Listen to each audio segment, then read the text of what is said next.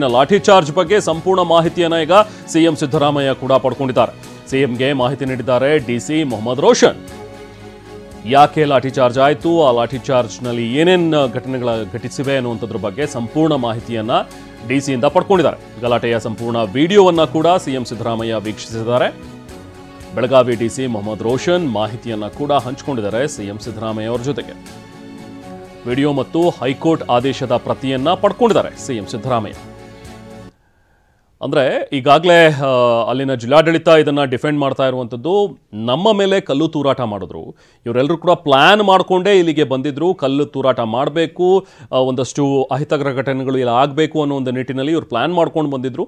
So ಹಾಗಾಗಿ ನಮ್ಮ ಮೇಲೆ ಯಾವಾಗ ಇವರು ತಿರುಗಿ ಬಿದ್ದರು, ಸೊ ಆಗ ನಾವು ಅನಿವಾರ್ಯವಾಗಿ ಲಾಠಿ ಚಾರ್ಜ್ ಮಾಡಬೇಕಾಯಿತು ಅನ್ನುವಂಥದ್ದು ಸಬೂಬನ್ನು, ಆ ಒಂದು ಡಿಫೆನ್ಸನ್ನು ಈಗಾಗಲೇ ಜಿಲ್ಲಾಡಳಿತ ನೀಡಿದೆ. ಸೊ ಹಾಗಾಗಿನೇ ಪೊಲೀಸರು ಕೂಡ ಮಾತನಾಡ್ತಾ ಕೆಲವೊಂದಷ್ಟು ವಿಚಾರಗಳನ್ನು ಹೇಳಿದ್ದು, ಸುವರ್ಣಸೌಧಕ್ಕೆ ಮುತ್ತಿಗೆ ಹಾಕೋದಕ್ಕೆ ಹೋಗ್ತಾ ಇದ್ರು, ಅಲ್ಲೇನಾದರೂ ಹೋಗಿ ಲಾ ಆ್ಯಂಡ್ ಆರ್ಡರ್ ಬ್ರೇಕ್ ಆದರೆ ಅದಕ್ಕೂ ಕೂಡ ಹೊಣೆಗಾರಿಕೆಯನ್ನು ಜಿಲ್ಲಾಡಳಿತ ನೋಡ್ಕೋಬೇಕಾಗುತ್ತೆ. ಸೊ ಹಾಗಾಗಿ ನಾವು ಲಾಠಿ ಚಾರ್ಜ್ ಮಾಡಲೇಬೇಕಾದಂಥ ಅನಿವಾರ್ಯತೆ ಸೃಷ್ಟಿ ಆಯಿತು ಅನ್ನುವಂಥದ್ದನ್ನು ಹೇಳ್ತಾರೆ.